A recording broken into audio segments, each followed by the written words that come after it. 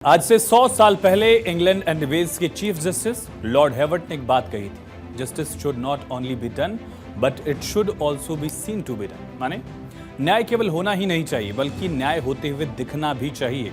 100 साल बाद भी जस्टिस हेवर्ट का ये कोर्ट उम्मीद है कि इलाहाबाद हाईकोर्ट के जस्टिस राम मनोहर तक भी पहुंचेगा, जिन्होंने एक ऐसा फैसला सुनाया जिसको लेकर विवाद हो गया है। फैसला क्या है? जस्टिस राम मनोहर नारायण मिश्रा की बेंच ने फैसला सुनाया कि पीड़िता के प्राइवेट पार्ट को छूना, कपड़े की डोरी तोड़ना रेप नहीं है। इसे रेप या रेप की कोशिश के मामले में नहीं गिना जा सकता। कहा कि मामला गंभीर यौन हमले के तहत आता है, लेकिन अपराध की तैयारी और वास्तविक प्रयास के बीच अंतर होगा। कहा कि साबित करना होगा कि मामला तैयारी से आगे बढ़ चुका था। दरअसल मामला यूपी के कासगंज में 2021 का है। कुछ लोगों ने नाबालिग लड़की के साथ जबरदस्ती की थी। 10 नवंबर 2021 को लड़की की मां ने आरोप लगाया कि उसकी 14 वर्षीय बेटी के साथ वो देवरानी के घर से लौट रही थी। इसी दौरान आरोपी पवन, आकाश और अशोक बाइक पर रास्ते में मिले।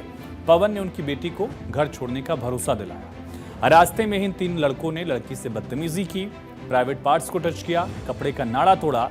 रास्ते से गुजर रहे लोगों के रोकने पर आरोपियों ने उनको असलहा दिखाया। पीड़ित परिवार शिकायत लेकर थाने पहुंचा, लेकिन कोई कार्रवाई ही नहीं हुई। मामला कासगंज की विशेष कोर्ट तक पहुंचा, जहां पवन और आकाश पर आईपीसी की धारा 376 यानी बलात्कार, पॉक्सो एक्ट की धारा 18 अपराध करने का प्रयास और अशोक के खिलाफ धारा 504, 506 लगाई। इस मामले को आरोपियों ने इलाहाबाद हाईकोर्ट में चुनौती दी, जिसका फैसला आपने देखा। और कोर्ट का फैसला जब आया तो खूब विवाद हुआ। अब इसको लेकर एक वरिष्ठ वकील शुभा गुप्ता ने दरअसल सीजेआई संजीव खन्ना को लेटर लिखा है। मामले का स्वतः संज्ञान लेने को कहा है। शोभा गुप्ता ने सीजेआई संजीव खन्ना से प्रशासनिक और न्यायिक दोनों स्तर पर मामले का स्वतः संज्ञान लेने का आग्रह किया। उन्होंने सीजेआई से संबंधित जज को तत्काल प्रभाव से आपराधिक रोस्टर से हटाने पर विचार करने के लिए भी कहा है। लेटर में क्या लिखा उन्होंने समझिए। कहा, जज द्वारा की गई व्याख्या बहुत गलत है। इस विषय पर उनका दृष्टिकोण असंवेदनशील है, गैर जिम्मेदाराना है और बड़े पैमाने पर समाज के लिए बहुत बुरा संदेश देता है। उन्होंने लिखा आगे कि मैं ये पत्र सुप्रीम कोर्ट में प्रैक्टिस करने वाली एक सीनियर एडवोकेट के रूप में, एक महिला के रूप में और साथ ही We the Women of India नामक संगठन की ओर से अत्यंत पीड़ा और चिंता के साथ लिख रही हूं। आमतौर पर राजनीतिक दलों में मुद्दों पर अलग अलग पक्ष दिखता रहा है, लेकिन महिला अपराध से जुड़े इस मामले पर सबकी राय एक है। इलाहाबाद हाईकोर्ट के इस फैसले पर बीजेपी की राज्यसभा सांसद रेखा शर्मा ने सवाल खड़े किए। कहा, जज बिल्कुल भी संवेदनशील नहीं है। हाईकोर्ट के इस फैसले के खिलाफ एनसीडब्ल्यू को सुप्रीम कोर्ट जाना चाहिए। कांग्रेस की प्रवक्ता सुप्रिया श्रीनेत ने भी हाईकोर्ट के फैसले पर निराशा जाहिर की है।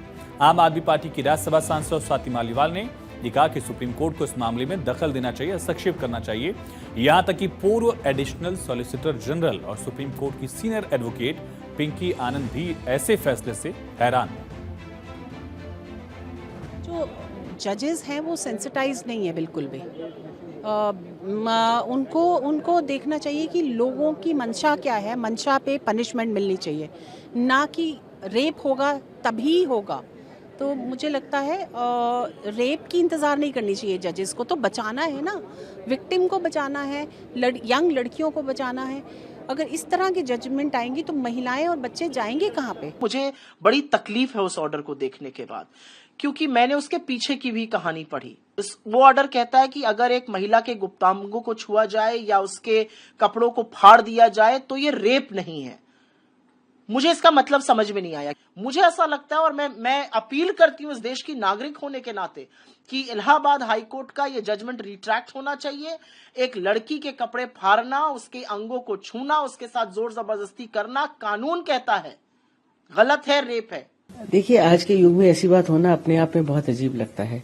हमने बहुत समय देखा है कानून कितना बदला है। निर्भया के बाद भी कानून बदला गया और यही कहा गया कि जब भी कोई इंसिडेंट ऑफ रेप होता है उसको किसी तरीके उसको छूटना नहीं चाहिए, क्योंकि ऐसा गुनाह है जो मतलब लड़की के पूरे शरीर के अलावा उसके दिमाग के ऊपर, समाज के ऊपर